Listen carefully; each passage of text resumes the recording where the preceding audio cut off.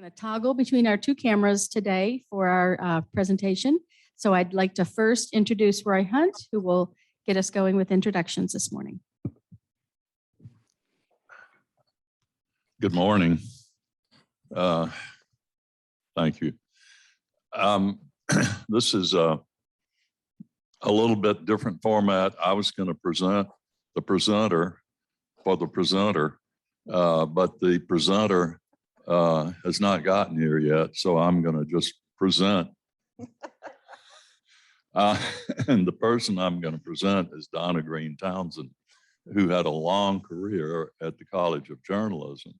But the last time I saw Donna, he's going to tell stories. her new van was stuck in the mud. It was a very exciting day. We had gone out to Noonan's Lake at the time that the canoes were exposed. Some of you may remember that time.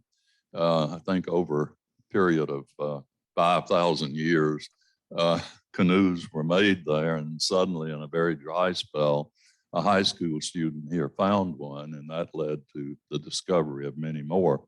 So Donna was out there professionally.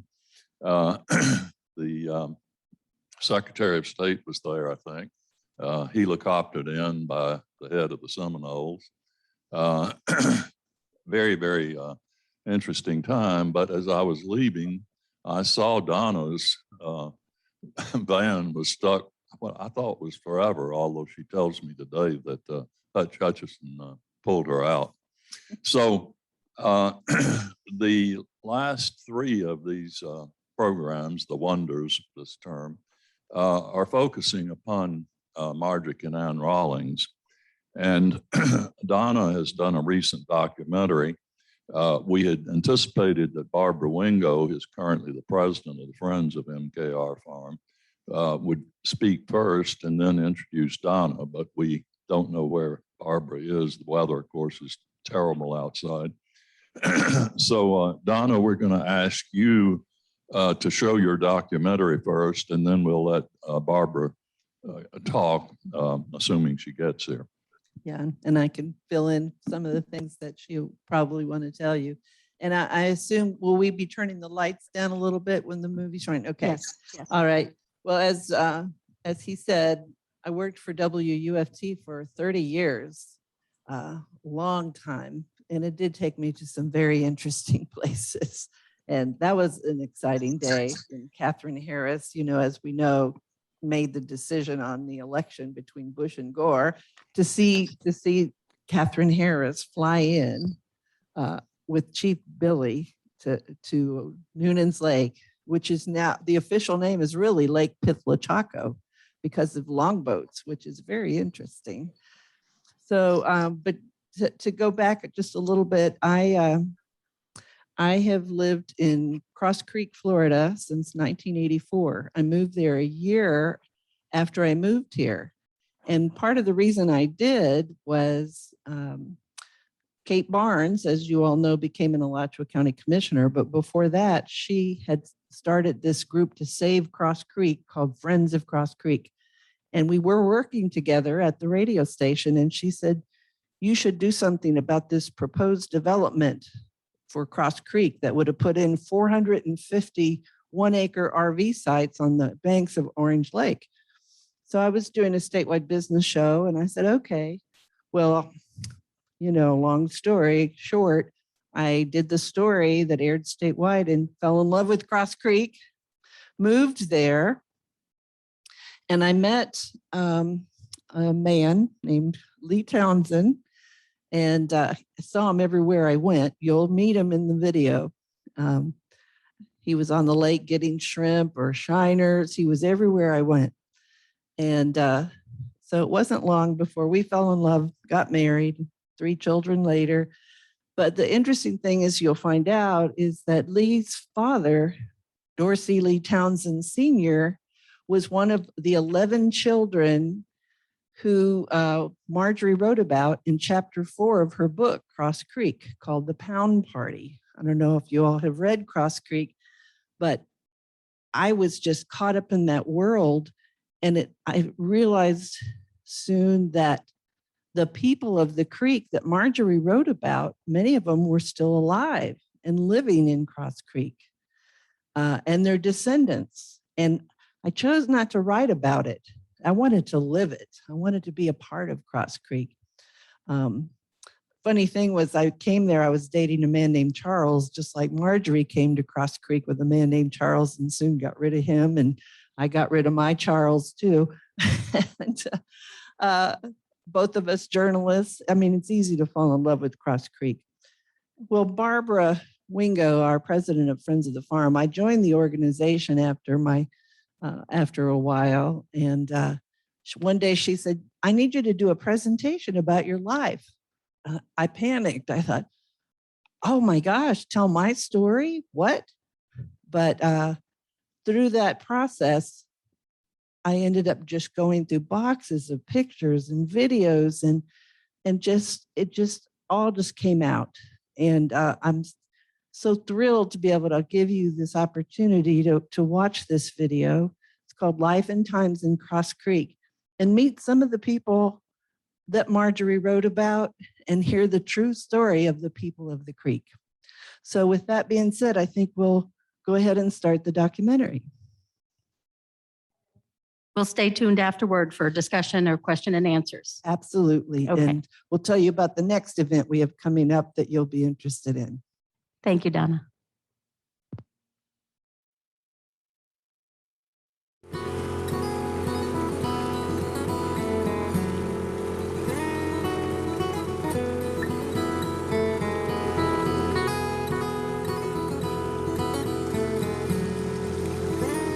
I'm Donna Green-Townsend. Welcome to an inside look at the folks who lived in the creek as neighbors of Marjorie Kinnan Rawlings through some pictures, audio, and video that you maybe haven't ever seen before.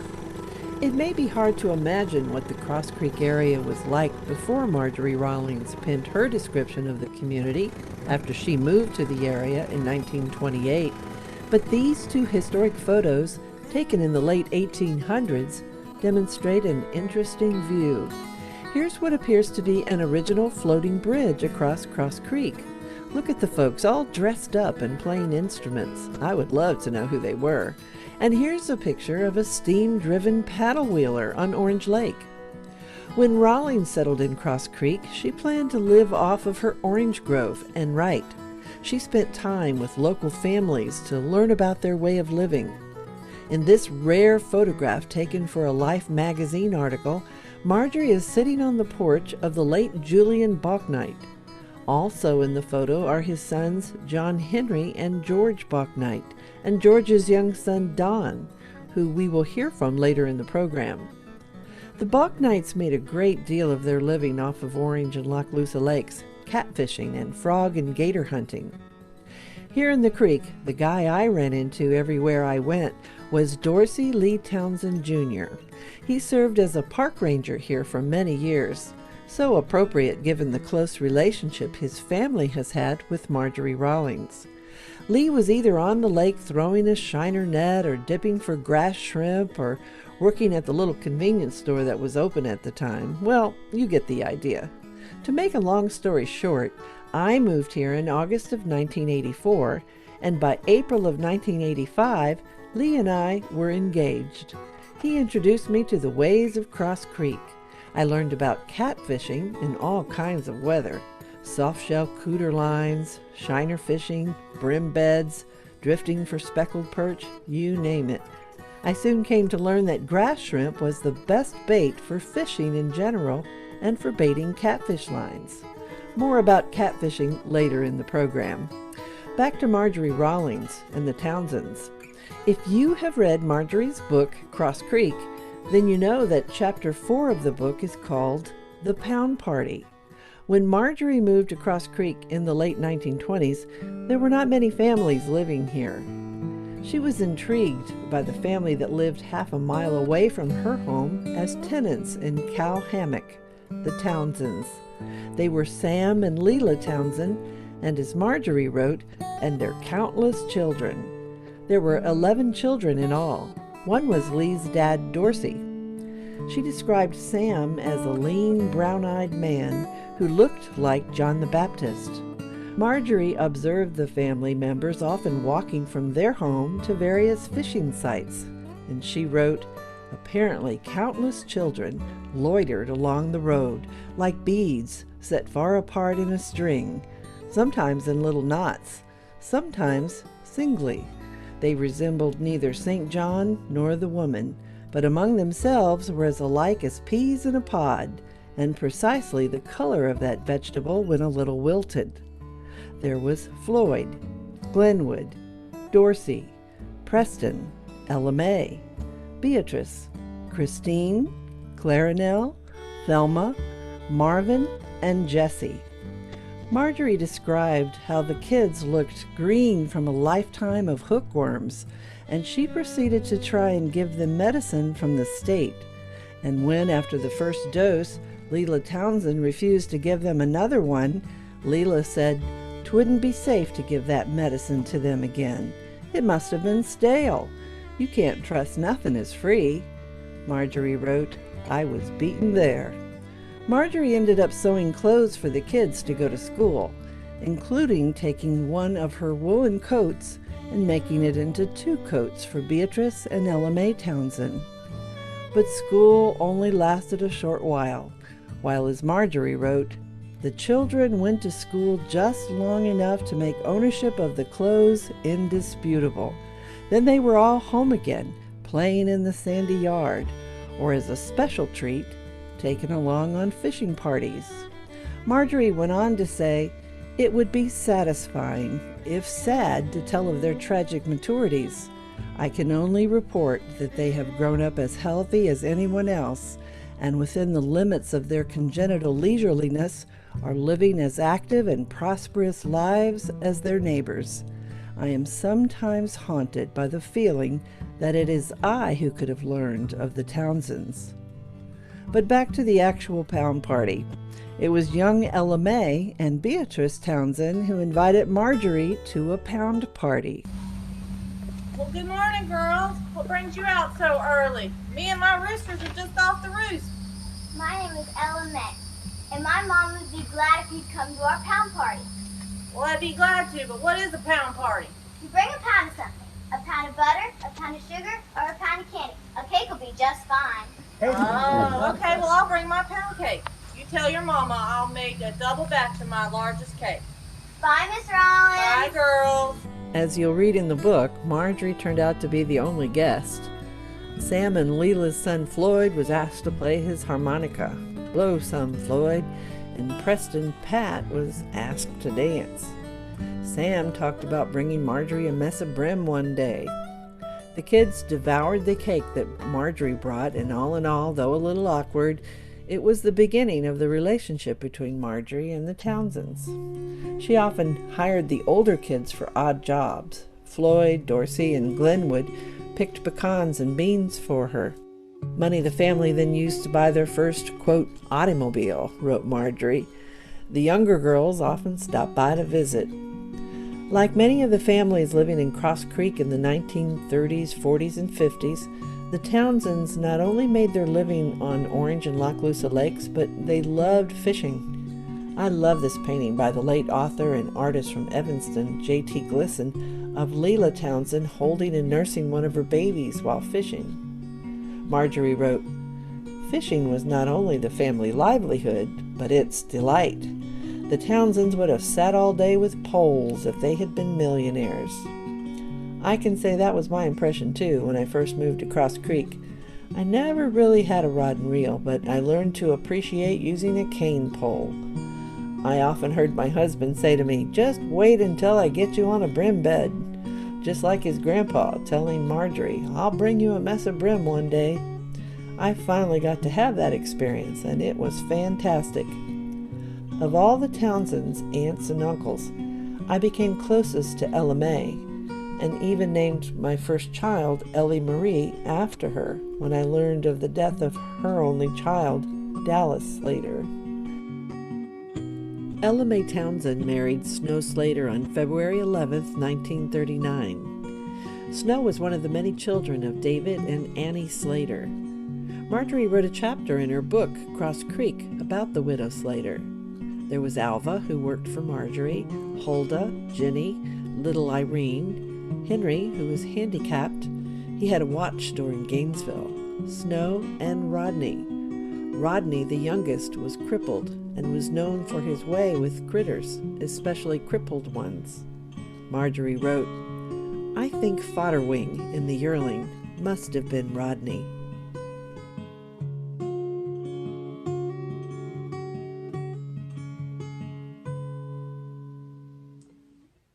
The widow Slater helped Marjorie with her washing. Snow became a dear friend and grove man. Marjorie wrote about the day she went to leave a note for Snow to ask him to come and work for her. Quote, "I could not believe that I had come to the right place until a dog I knew for Slater property came from the woods with wagging tail. The camp was a palmetto shack, no larger than 6 feet by 8. I have seen only one other human habitation more primitive and desolate than this. A can of beans had made his last meal. I was glad the widow, grieving for his silent ways, could not see or know. I left a note pinned on the sacking. The next day he came to work, his face pinched from privation, his overalls shabby. He walked the 2 miles back and forth each day, and while the wages I could pay shamed me to offer, they were standard in the section."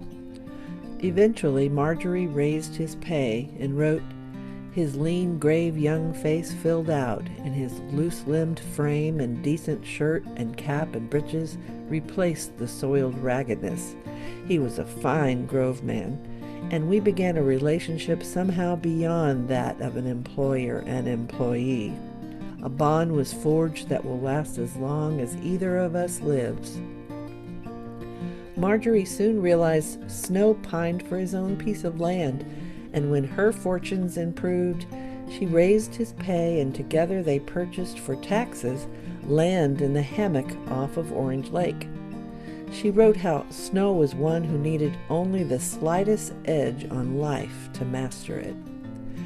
"We planned his house together," she wrote, poring when his work was done over the mail-order catalog for doors and windows and roofing. He built the house himself in his off hours and on Sundays, and it is a good house. It has old orange trees around it and a magnolia tree by the gate, and the hammock soil around it is as rich as any man need for making his living.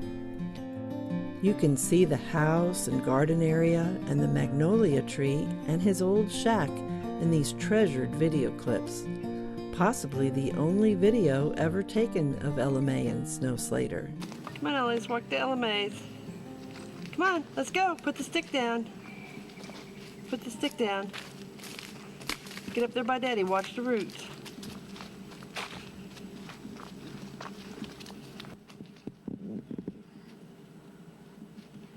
See if anybody's home.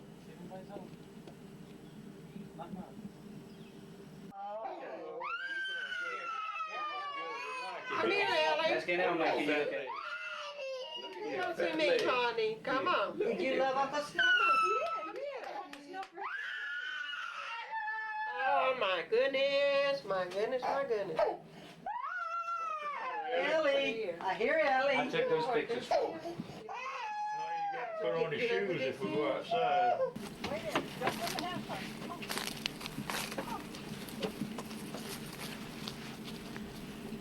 I'll have to give you all a copy of it. Did you know today was our anniversary?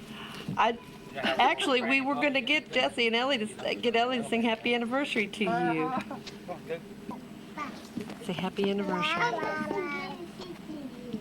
Yeah. And Ella May too. Ella May too, and Ella May And Ella May. too. Ellie and Ella May too. Cry.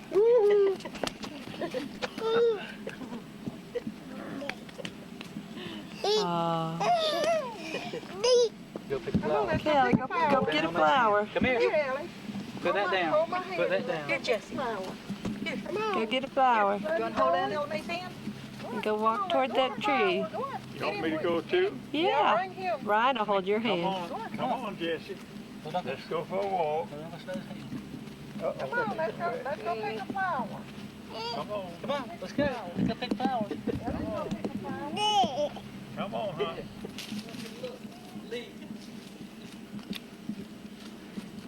Damn, that's enough. Okay. Bye-bye, Granny. Come on, let's go show Mommy. We'll show Mommy your pretty flowers. Snow and Elma, tell us what it's like to be married 51 years. You wouldn't like to know, I bet you. So what can Tell Lee us what do? it's like to be married 51 years. I don't see how I stayed with one woman that long. A lot of fish, right? Happy anniversary to you. You sound just like one, can't you? Come on, see here. Look You know at what here. Uncle Snow does with that tractor? I'll get up here. He fixes the ground and plants pretty tomato, sets Come out on. pretty tomato plants. You want to get up here? Hey, you want to drive the tractor? Drive the tractor now. Yes, see the steering wheel. Look at the pretty magnolia. Come here. Let me show you. Let me show you. Look here. Look at there. See? You want me to give you some of it? See if we can break it. Look how pretty. See? Is that pretty? You love an element. Magnolia You tree. love an Magnolia element. tree. You love an element. Okay. You love an element. Come here, Love Pumpkin. an element. Come on, Pumpkin. Magnolia tree. You going home? Pretty soon. got me some. Yeah. You got one. And That they got pretty? you all kinds of stuff. Double armor. Okay, what about Love Uncle an Snow? element. Love an element. Now you gotta get Snow. Get Get Snow a Uncle love Snow. too, Allie. Yeah, let's give Uncle Snow some A love. double armor. Give Uncle Snow a She's got her love. hands Ellie. on. She don't want to put her hands on. Ellie, Uncle Snow over here wants some I love. didn't get that on tape too. Tell Uncle Snow how much you love him. Her hands on. She's in the water.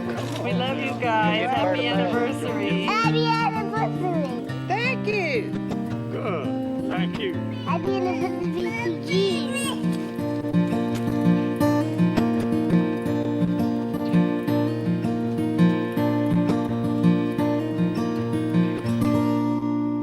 Just a little side note. There was another Creek resident who lived in the shack next to Snow's little shack. His name was George Fairbanks. Here are just a few pictures of him. One with Dorsey Townsend Sr., one with two of Dorsey's young children, Bobby and Ray, and here's one with some other Cross Creek residents. George was well known for his speech impediment and unique ways. The Fairbanks used to own quite a bit of land around Cross Creek, but hard economic times changed all that. You can read in Cross Creek about George's efforts to woo Miss Rawlings with his Victrola and records. There are many folks in the creek who have stories to tell about George Fairbanks. Back to the Slaters. Marjorie wrote how happy Snow's mother, the widow Slater, was that Snow was doing better at his fishing. Widow Slater told Marjorie, "Folkses has woke up a catfish market." Yes, catfishing became a way of making a living for most of the families around Cross Creek during the years Marjorie was living there. Catfishing involved many of Marjorie's neighbors. The Bass family, the Townsend family, the Thomas family, the Bachknights, the Glissons, and several other families worked hours and hours on the lake, getting bait for their trot lines, racking the lines on catfish boxes, baiting the hooks, putting the lines out, bringing in the fish, and skinning the catfish to sell. Here's a little segment I put together featuring J.T. Glisson, Don Bachknight, Roy Bass, Billy Thomas, Marietta, Ray, and Wayne Townsend about the catfishing days in Cross Creek. Go down to the bank so you can flash your bait. If you're looking for a catfish, mama, you ain't got long to wait. Catfish got whiskers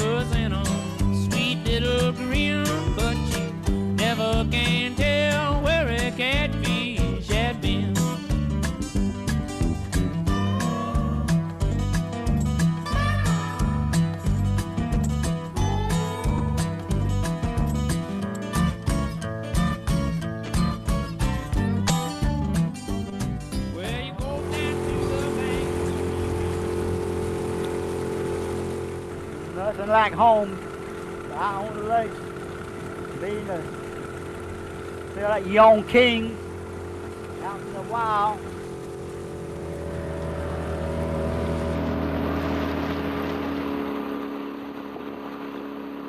Former Cross Creek fisherman Don Bachnight maneuvered his 18-foot homemade wooden boat across Orange Lake in southeast Alachua County. In the boat were hand-carved wooden catline boxes holding 1,500 hooks on a trot line, a variety of anchors, and cypress knee floats. Mama, she wanted me to be a lawyer, doctor.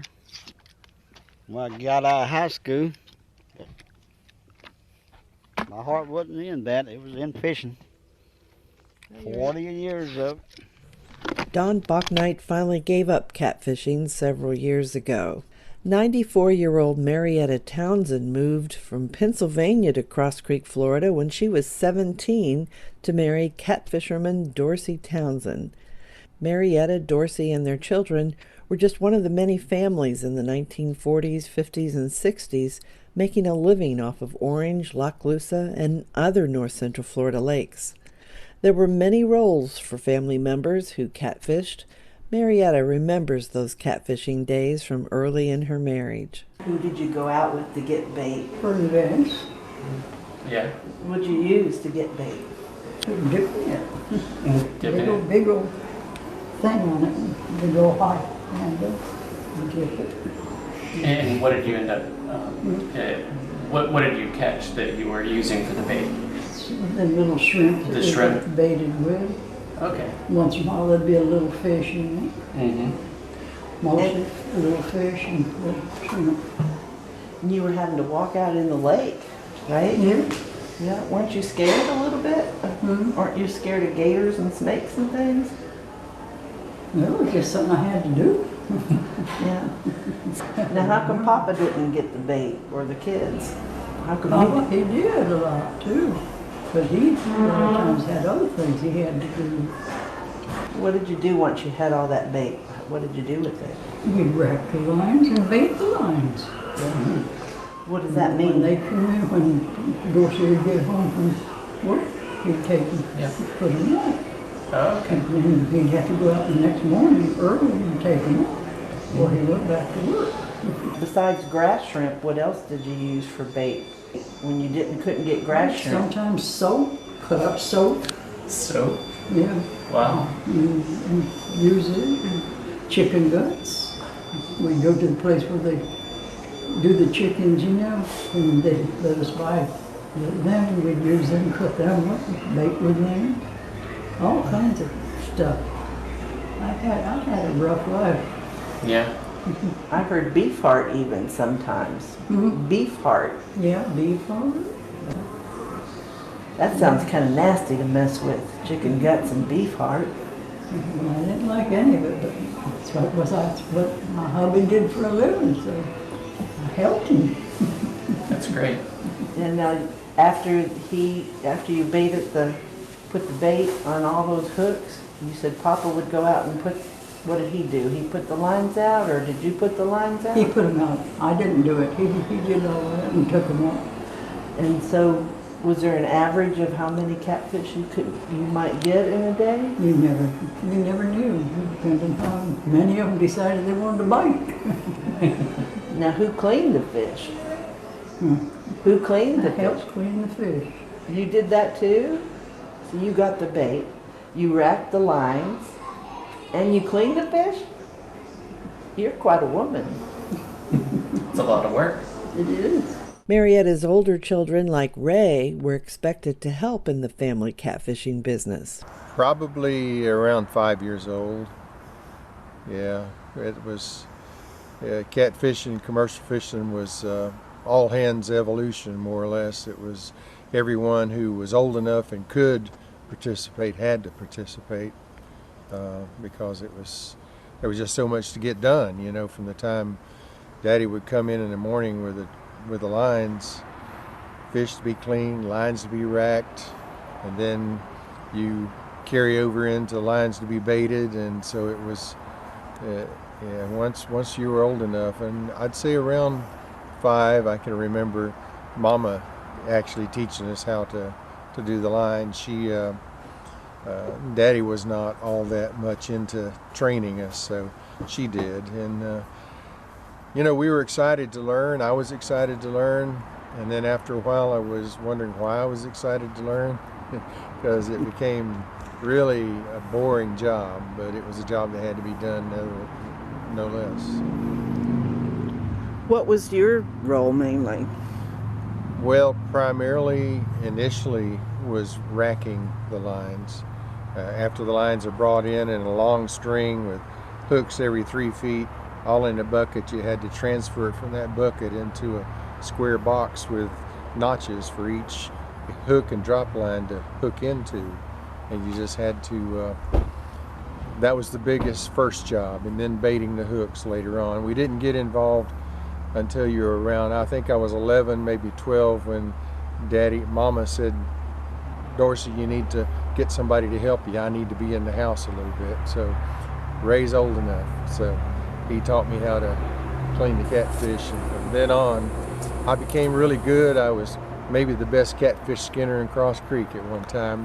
That's my opinion anyway, but I could knock them out pretty fast. And so Daddy would ring them. You had to cut a ring around the skin around behind the head, and he would toss them in the skinning bench. I'd pick them up, I would skin them and throw them in the other bench, and then when he'd get through ringing it, he'd go over and do the gutting, you know, of the fish. So it was a busy time. And you know, initially, as I said, with the racking, it seemed exciting, but the glamour wore off in a hurry. Did you ever put the lines out and take them in too? Yeah, I did. Starting in '62, Daddy got a job working at University of Florida because the fish were not biting that well. The lakes were down, and so I started doing the fishing. I would put the lines out in the evening, go out and take them up in the morning, leave the fish. Mama would clean the fish. I'd go to school, and then when I got home from school, we baited the lines. I put them out. It just every day it went, you know, that same cycle for that summer in '62 and '63, and it was, you know, wasn't easy, but it's what we needed to do. And '63, then that was when I graduated, and at the end of summer, September, I said I'm not going to be a catfisherman anymore. And I couldn't get a job anywhere because I was only 17, so I joined the Navy. That pretty much ended my participation in catfishing. Other families in Cross Creek who catfished for a living were the Thomases and the Bass family. What are you going to do? I'm going to put the box back in, because if you leave them out, a cat will get in them, and much especially if they got...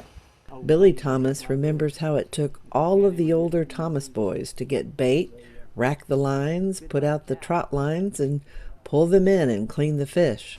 It took a whole family to put the trot lines out, to bait them, and because it takes about an hour and a half to bait one line. Yeah, everybody, it's a family deal. It takes, it cuts the time in half when you're cleaning your fish. You got a guy that's ringing them, and then you got a guy that's skinning them, and then you got to gut them. The Thomas family skinned and cleaned their catfish on their Uncle Bernie Bass's skinning benches.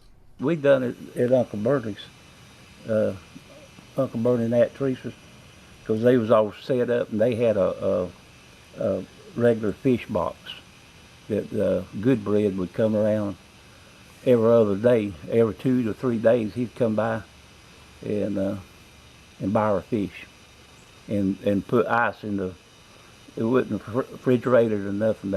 The fish truck brought their own ice. They didn't have to buy ice or nothing. So when they picked them up every 2 to 3 days, they would pick up anywhere from 500 to 800 pounds of fish. Bernie Bass died more than half a century ago. Bernie's children recall how Bernie took Marjorie fishing on the lake through the years. His only living son, Roy, says all of the families in the creek got along and worked together. Everybody was pretty close knit, and they, I guess each one of them had different philosophies, but everybody loved one another, you know. And regardless, you know, if he was Blake about or where they were from, you know, here. And I know that it just seemed like one big family. Cypress Island, Grassy Point, 17 Sisters, Little Hammock, Burnt Island, 20 Brothers, and Sampson Point, all well-known fish territories in Orange and Lochloosa lakes. There was about 1,000 to 1,200 pounds of catfish came out of Orange Lake on an average per week for a long, long time. I mean, for years and years. The late author of The Creek, J.T. Glisson from Evanston, recalled the catfishing heydays in Cross Creek. His father, Tom, helped coordinate the sales of truckload after truckload of buttercats, spotted, blue, and channel catfish up to Georgia and Alabama markets from the dozen or so catfishing families from Cross Creek. Glisson recalls how families had favorite fishing spots. Every family had a territory. And today I go to the lake and I still think of the lake in terms of the Bernie Bass territory or the Townsend territory or the Glisson territory, McKay and so forth. All of the families had a pie-shaped portion of the lake. There were many types of bait the fishermen tried. The most common was the freshwater shrimp.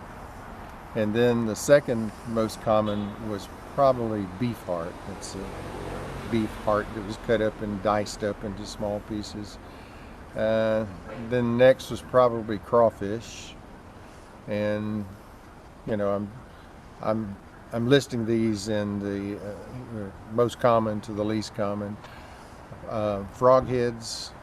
Daddy would go, the Bach Night boys would frog hunted all the time, so we could get their leavings, the heads. They would cut off right behind the front legs that, you know, that was scrap to them, so we used those to bait with. Daddy cut them in small pieces. And soap, Daddy tried buzzard one time. Mama said, "You're doing it all by yourself." He did it once and he never did it again.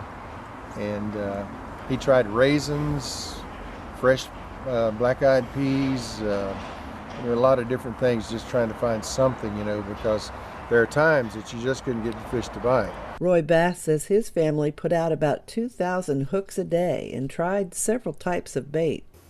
We probably 90% of the time we used shrimp, but occasionally we would use beef heart and probably some things I shouldn't talk about, like chicken entrails. You know, we use that too. So. And sometime in the wintertime we baited with cheese, and you know, whatever the fish bit. So. Wayne Townsend is one of the few, if not the only, area fisherman who still catfishes area lakes for a living. The bait he uses depends on the time of year. Corn and raisins, and I have tried the little English peas, but they don't like to stay on your line. Cheese, I've used cheese, soap, tinfoil, March tinfoil bait. Whether the fishermen used beef heart or chicken guts, freshwater shrimp, or soap for bait, the late J.T. Glisson remembered how what the fish were biting didn't stay a secret for long. There was a thing that no one would be so greedy as if they found something the fish would bite. They would immediately share it with everyone, because there was always this attitude that there was plenty of fish out there for everyone. It was just a case of knowing how to catch them and how to do it. And always, said Glisson, there existed an eternal optimism about the task. Catfish could be the most cantankerous thing in the world about what they would bite and when they would bite. It was always an assumption that if I can find the right bait, they will then be fish on every hook, and prosperity will rain on us all. Wayne Townsend has even discovered that certain catfish love to eat marshmallows. Channel cat's the only ones that likes candy. I don't see how they stay on the hook, Wayne. They do. They'll firm up a little bit. What you do is you just get you a handful of them, start putting them on.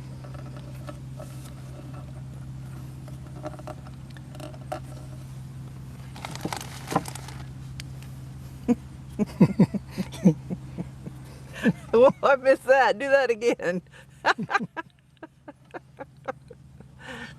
Not only do we like candy, the catfish likes candy too. Can you see them going on? Who knew? Who knew? It's probably easier to put on than the shrimp, huh? No, not for me. It ain't. It's not. I can put shrimp on a little bit faster. What you have to do is hold your marshmallow. You wind up holding him like that, where you can just take that hook and right through him. That hook goes. Catfishing can be a dangerous way to make a living. Along with the long hours, fishermen endure what Mother Nature dishes out. Wind, thunderstorms, gators tangling in the lines in the summer months, not to mention the dangers of putting out the trot line itself with the thousands of hooks. Ray Townsend. Anyone who's ever put out a trot line knows that a hook grabs you. You've got to grab a hold of the line and try to get your outboard motor to stop or put it in reverse. And sometimes Did that happen to you? Many times. A hook, it'll sink to the bone, and you just like, oh, you hold on to it, and the only thing you can do then is just get it. You got your knife, you cut the line, and then you work to get the hook out. Sometimes you go all the way through to get it out. Wayne Townsend. You have to be careful with these things because they don't bend. That hook gets in your hand like so, and I've had them do that. It's just going to go deeper and deeper and deeper. Oh, painful. And you have to take your knife and say, and then you take care of that when you get back to the hill. I have, on some stormy days out there, I look like I got jewelry all in my fingers. Alligators are real bad. I had put my line out in Orange Lake at the mouth of Orange Lake and Cross Creek, right there at the mouth. I threw my jug over there in the bushes and started around. Me and my wife Dale. Next morning I came, my jug wasn't there. I said, Dale, somebody got my damn jug. So I went to looking, and it was further up in there. So I started pulling on it. And that gator had pulled out there and come all the way back. He was right there at the nose of the boat. I still got the scars on the boat. I'm pulling up there, I was pulling real hard, pulled, and he come up and said, wow, bit the side of my boat, right there at the chime. I mean, it was like his mouth was right here. Ow! Grabbed my boat. The boat ain't very long. Dale, she run to the back, but she was needing more boat. The boat, she said, this boat ain't long enough. Wayne Townsend, who is now 68, learned catfishing from his dad Preston as a young boy. He now lives near Grove Park. He says he is proud to keep the skill of catfishing alive. Times was hard, but they were good. Like I say, it was an honest way to make a dollar. But now they've got so many rules, so many regulations that's making it harder and harder. It's a dying trait is what it is. Commercial catfishing is dying out. You're the only one I know that still does it. Even Don quit many years ago. Yeah, all the boys around Lot Lucy is either passed or they just don't do it anymore. But I'm 68 now, and I'll probably do it until I'm 108, I hope. Sitting by the water, staring at the stream. Tell me, honey, all the pretty catfish in your dream.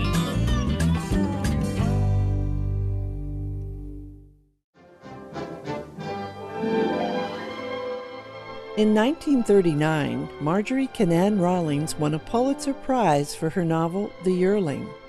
MGM bought the rights to make a movie based on the novel. A first effort to make the film, starring Spencer Tracy, failed, but in 1945, MGM returned to Florida.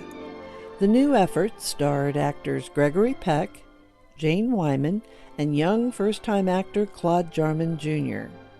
The film, about a struggling Florida family in the Big Scrub in what is now the Ocala National Forest, told the coming-of-age story of a young boy and his orphaned pet deer, and the tough decisions the family had to make to survive. 86-year-old Claude Jarman recalls what filming was like in the 1940s in Florida. Well, we actually got rained out. We started in April and we left at the end of August. And it was steaming hot, no question about it.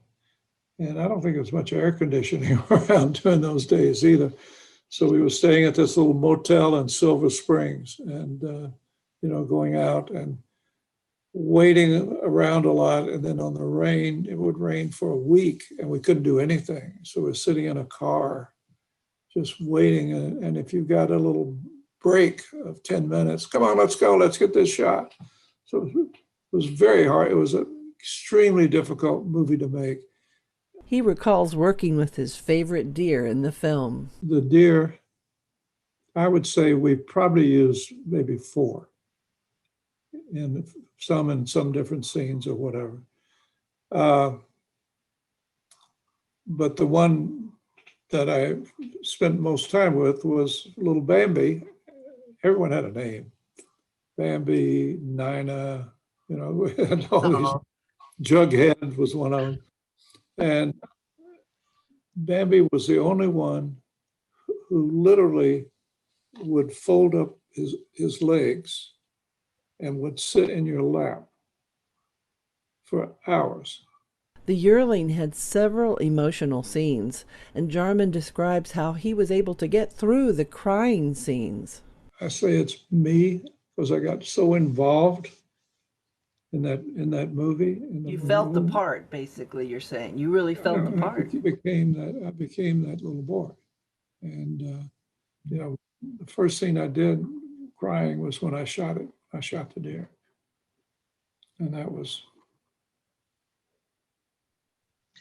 amazing. Okay.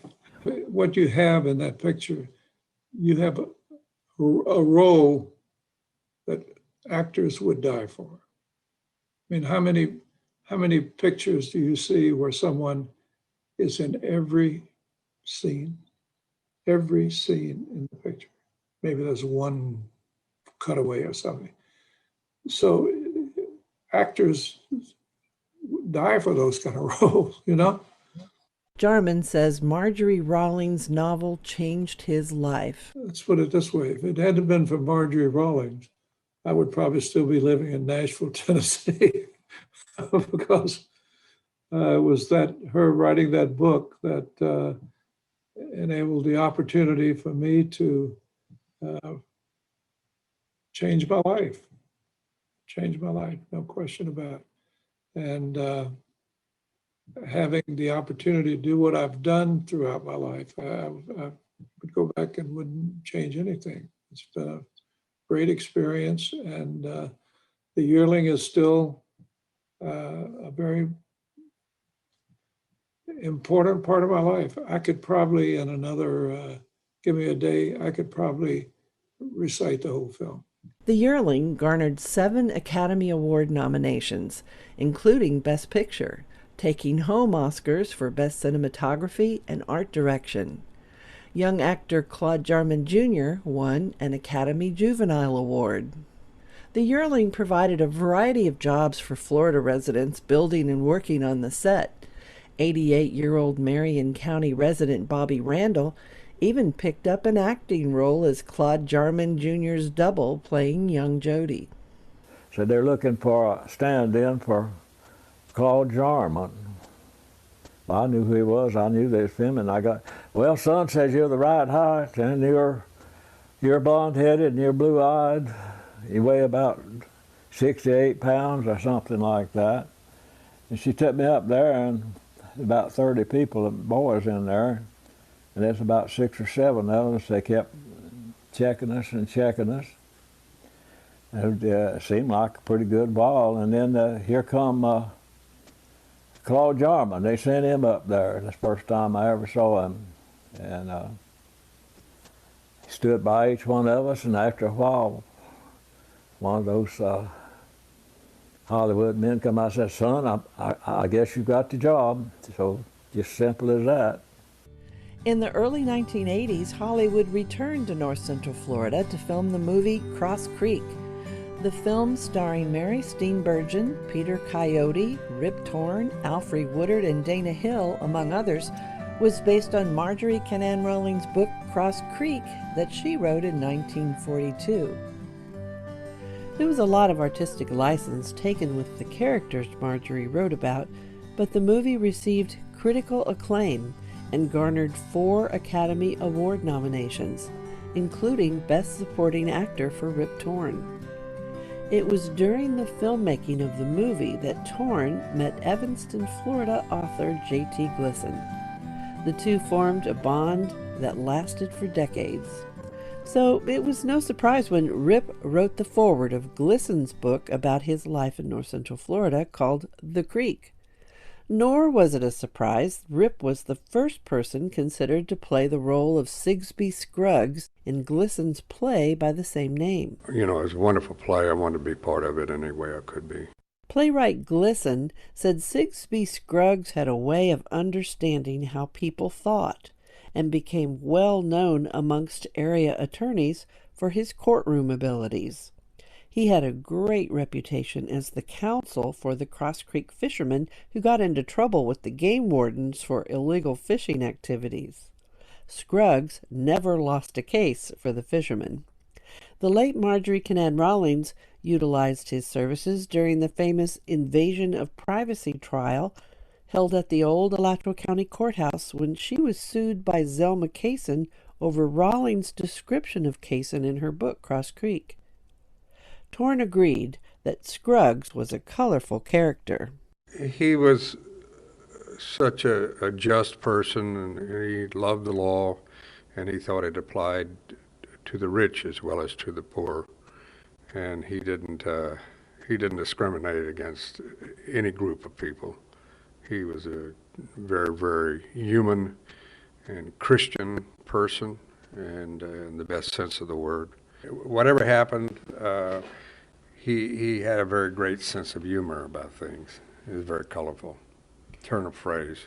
At the time, in 2002, Torn was trying to make a living as an actor supporting 6 children, which made it impossible to be in Florida for the first productions of Sigsbee at the Ocala Civic Theater. Ocala's Fred Mullen took the role and was also chosen to perform the play at University Auditorium on the University of Florida campus. Rip Torn agreed to direct the play.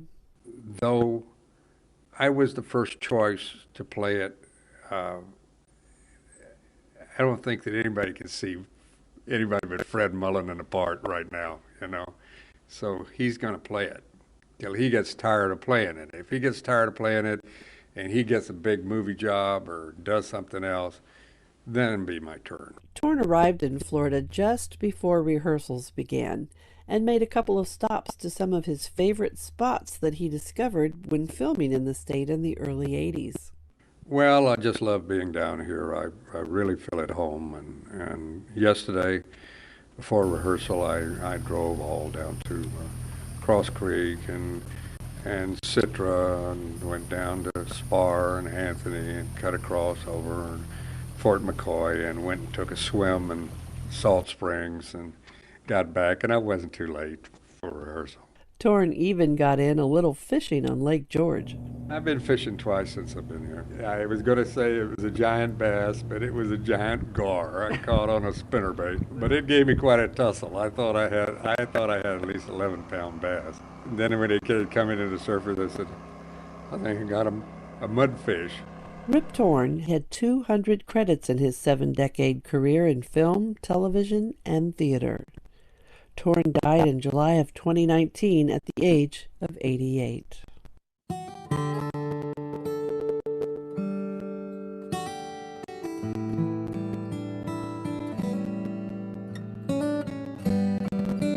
your dad, Bernie, was a good friend of Marjorie Rawlings. He worked for Miss Rawlings. What did he do? He worked in Orange Grove there, and I knew Miss Rawlings myself. You did? I was probably 5 years old, and I remember going down there one day, going in the house, and she was sitting there typing on that old typewriter. And when I was born, I was born in the woods. And when I was born, she come down, she picked up the dinner with quail and rice, and brought it down there, my family. She was a real nice lady. You all know that you had all those high-looking folks come in there to visit her there and spend the night. She was just on the creek to you. Yeah. Yeah, she was. I mean, back then, we didn't, people was people, just like they are today. Daddy picked oranges when he just moved here. Daddy got out of the Army, and he picked oranges for Miss Rawlings. And everybody picked oranges before. When there was frost or something like that, everybody pitched in and helped her. Jack Crosby took her bird hunting. She liked to do bird hunting. But Uncle Bernie would take her fishing out on the airboat at night, frog hunting, and I guess they drank a little bit of beer and her homemade liquor or whatever. But they had a good time. They had a good time back then. Anything she wanted to do, Uncle Bernie was at her beck and call. Now, did you know Marjorie Rawlings? I knew Marjorie from just her coming to our house at Christmas. Beyond that, I don't really have any memories of her. I do remember her coming down, and I remember the box of goodies with a ham and candy and some candy canes and things like that, and cigarettes for Daddy and chewing tobacco for Daddy. And beyond that, I just knew that she gave us stuff, so I thought she was a really great person. So. What do you think about what she wrote about the family in the book? Yeah, I know that some of it is fiction, but at the same time, I don't have a problem with any of it. I thought that it was, a pretty good story. Not having been there at that time myself, I don't know what was true and what wasn't, but I've heard Daddy say that a lot of it was not necessarily correct, but he didn't have any real argument about it. What do you think of that story where Marjorie writes about the pound party and they said, "Did Preston dance?" Marjorie would tell a lot of fibs, and but I believe he did. I think because Daddy loved to dance, and he probably did dance. And I know on the movie where they had a birthday party, they showed a little boy birthday, and it was Preston Townsend, my dad. But they showed him as blonde hair, and my daddy was jet black. Oh, was it? Daddy's hair was jet black. Looked like he put shoe polish on it. So they kind of didn't really know exactly what was what. But a lot of the Townsends didn't really care for the lady because she was an outsider coming in, being nosy, not really knowing that she didn't mean no harm. But you take people back then and you nosing around, oh, she's trying to find out what we do, and she might find our granddaddy's liquor stealing, And they were kind of skittish of it. But there was a lot of folks at Cross Creek that didn't care for her. Bobby and Ray and Marietta, they remember when Marjorie would come around at Christmas time and bring baskets of food and tobacco that each kid smoked. Yeah. It was pretty giving in that way. She was like I say, it was probably not her. She was just asking a lot of questions because she was having to write books, wanting to learn the people. And our people, they probably kind of got used to her but to begin with, she was an outsider coming in, being nosy. I guess she, hired Glenwood and Uncle Glenn, yeah. Floyd and Dorsey to pick pecans and Yeah. beans and give them money. Mhm. And then they bought apparently the family's first, car Yeah. with that money. That's kind of neat. Yeah, Uncle Glenn, he done a lot. Daddy was telling me that he was the main one that done a lot of work for Miss Rawlings. He would walk from off the River Styx Road. There was a little house, wooden shack that they lived at. Aunt Lottie and Uncle Glenn, 3 or 4 little young'uns. You could look through the cracks in the wall. But he would walk from there to Cross Creek to get to work for that lady.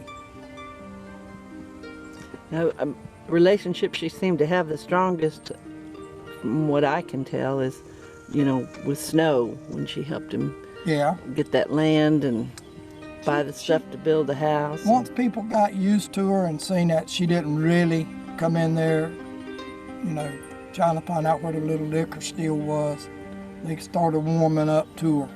She was a newcomer, and they didn't want no part of her to begin with. But then they seen, well, she done this for Uncle Snow. And they started kind of getting a little bit, coming out the bushes, getting to meet her a little bit more.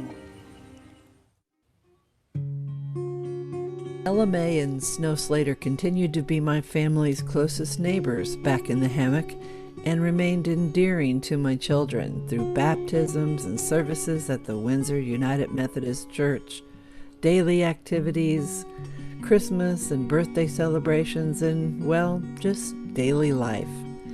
Ella Mae died on September 17, 1994 from complications of her diabetes and kidney dialysis. Snow, though nearly blind, moved in with Dorsey and Marietta Townsend, my in-laws. I love these pictures of Snow, Dorsey Sr., Marietta, and J.T. Glisson, and my very young son, Dorsey III, where J.T. stopped by to talk about old times at the creek. He drove up in his old Model A or Model T car. That's young Dorsey in the car. J.T. even gave us a ride. Snow passed away on September 19, 1997. J.T., or Jake as many called him, was not only an author and entrepreneur, but an artist.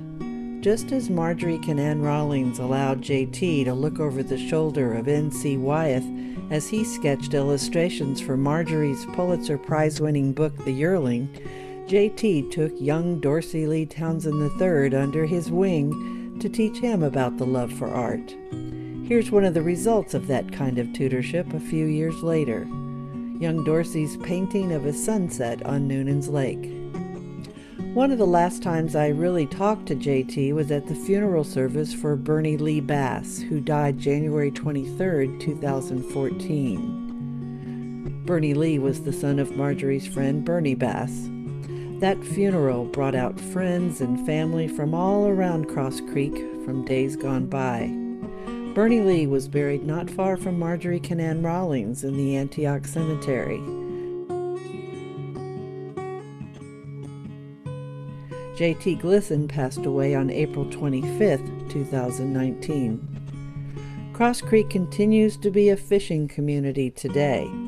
The catfishing heydays are gone, but the community still thrives as a hot bass fishing spot and a great place for speckled perch and brim and deer and duck hunting. There's also an annual state-sponsored gator hunt. Since her death in 1953, Marjorie's farm continues to attract thousands of visitors to Cross Creek, and her life and books continue to inspire countless writers today. For me, it's still home.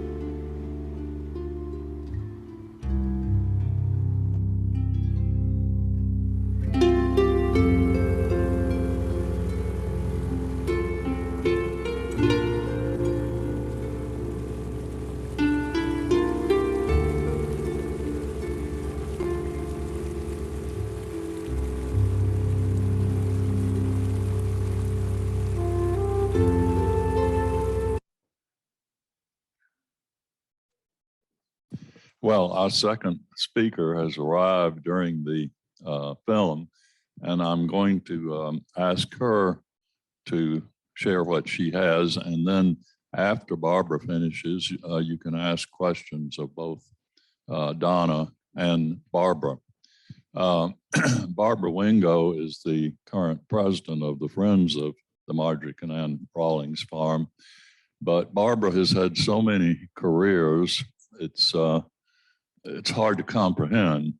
Barbara was the Deputy General Counsel for the University of Florida for many years, but she also holds a doctorate in history. She had for a long time an antique shop in the swimming pool of the hotel in St. Augustine. More recently, she's been very involved with the early Black film industry in Jacksonville, and some of you may have seen the show at the Cade Museum, which she mounted, promoting that property, which is now a National Historic Landmark, I believe. So I don't, there's so much she's done and is still doing, but today she's here promoting Marjorie Kinnan Rawlings, the farm, and all the activities. So I'm going to turn it over to you, Barbara. Thank you so much, Roy, for that very nice introduction.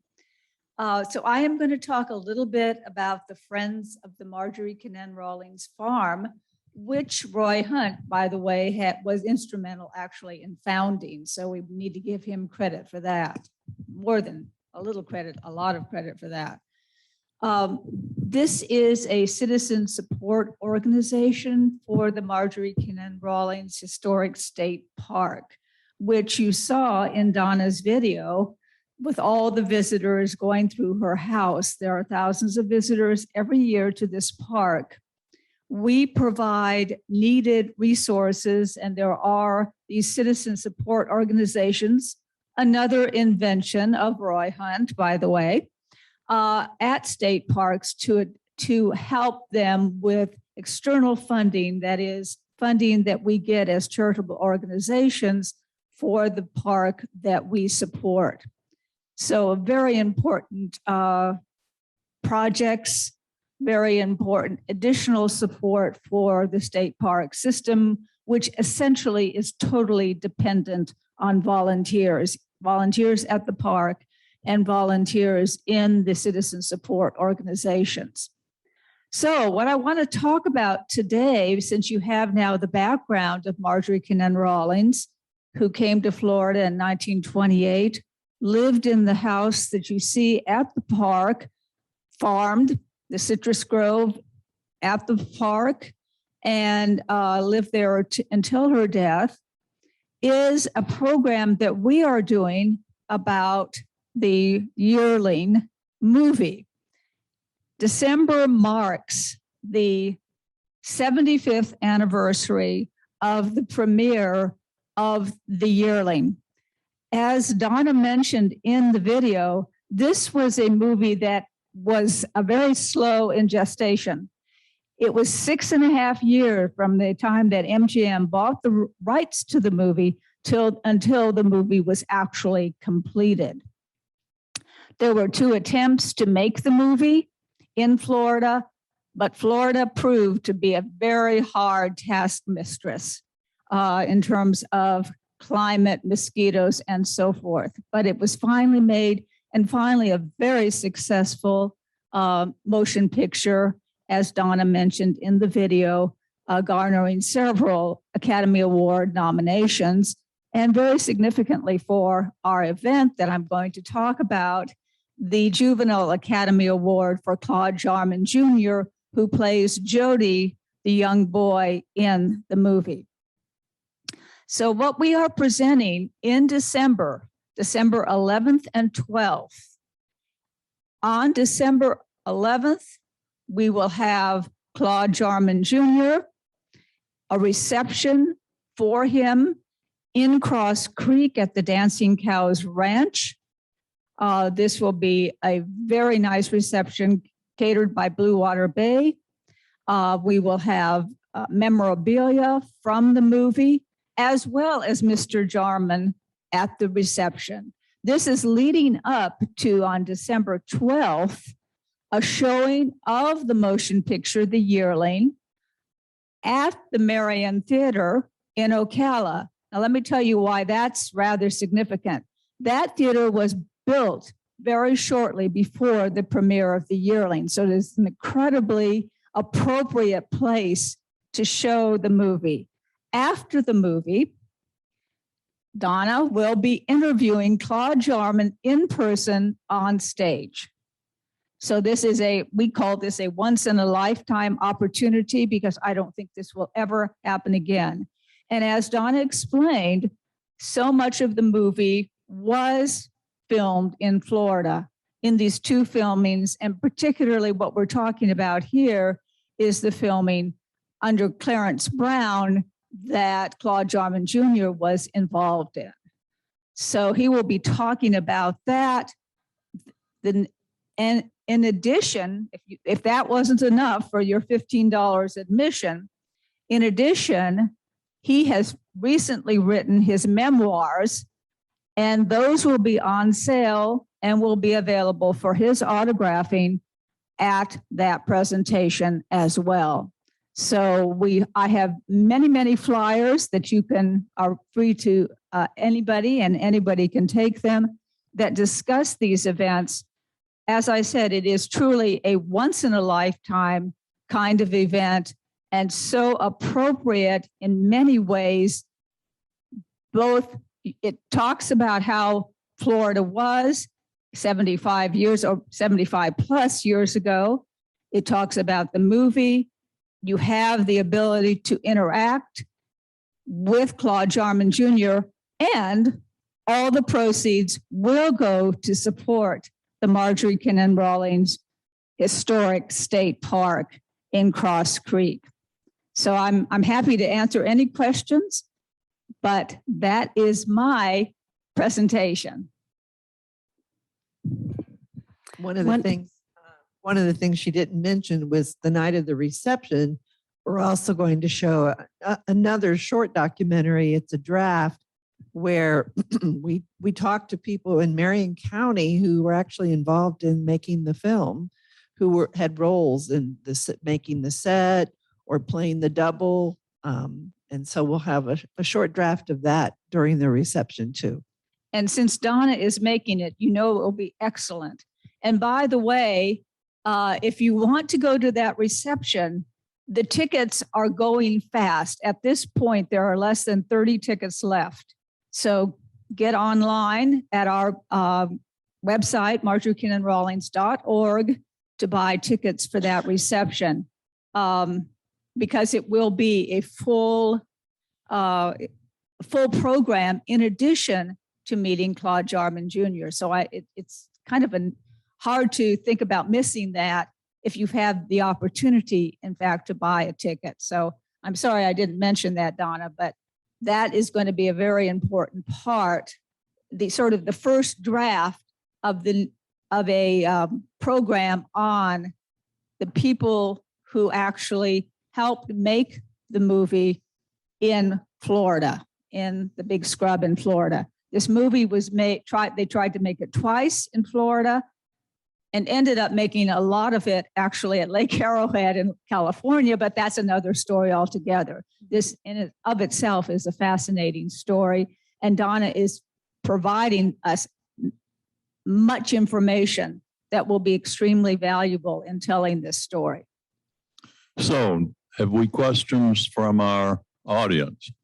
Yes.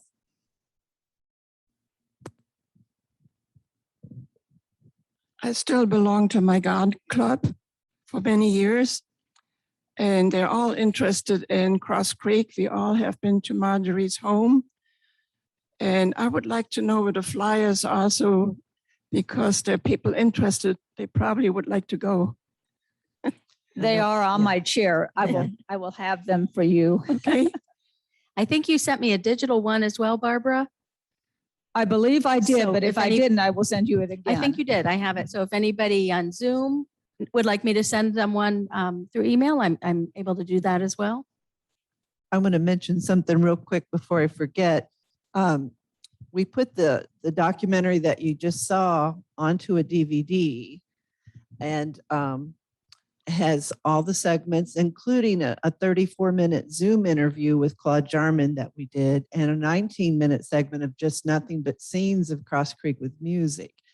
And we're selling them for $15, and all benefits, all of the money goes to the Marjorie Kinnan Rawlings Park. Now, this is a first edition that didn't have Claude, but we, in a week or so, we'll have the one that has the Claude Jarman segment. So if you have an interest in purchasing one of these DVDs for a Christmas present or that sort of thing, we can make sure you can give your interest. Yeah, I think we're giving them away at $15, frankly. It's going to have so much information in it that is just amazing. Donna's done such amazing jobs here, such amazing work. And the interview with Claude, the complete interview with Claude Jarman Jr. that was excerpted in what you saw will be on that. Of course, that doesn't preclude you from going on December 12th to see him live, because there'll be other reminiscences and materials at that time. He is really excited about coming. He is very excited about coming. Well, I think we all need to get his formula. He doesn't have a wrinkle on his face. And he and I are basically the same age. And we both went to Vanderbilt. And I didn't get the secret when I was there. I mean, it's amazing. Are there other questions of either Donna or Barbara? Any questions from Zoom? Well, we had over 35 participants on Zoom, so I just want you to know that this was a well attended presentation today, and we certainly are grateful despite the weather. So thank you very much for being here. And I would reiterate what Barbara said. The friends of each of the state parks are absolutely critical to the operation of Florida State Parks. The work done, the resources of all sorts provided, gardening, doing the farm work at all of these parks. That's what makes Florida State Parks work and makes them so special. So thanks to both of you for what you're doing out there. And with that, thanks for having us. We will next week have Flo Turcotte, the archivist for the Rawlings collection at the university, who will be talking about Rawlings. So again, more to come. Thank you.